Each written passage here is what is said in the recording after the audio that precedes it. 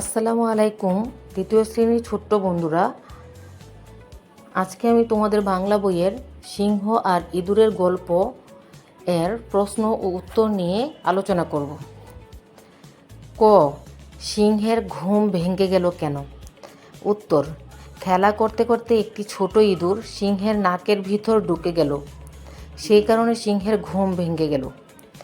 খ, বনের রাজা কে? উত্তর, বনের রাজা সিংহ। গ, কে ফাঁদে আটকা পড়েছিল? উত্তর, সিংহ ফাঁদে আটকা পড়েছিল।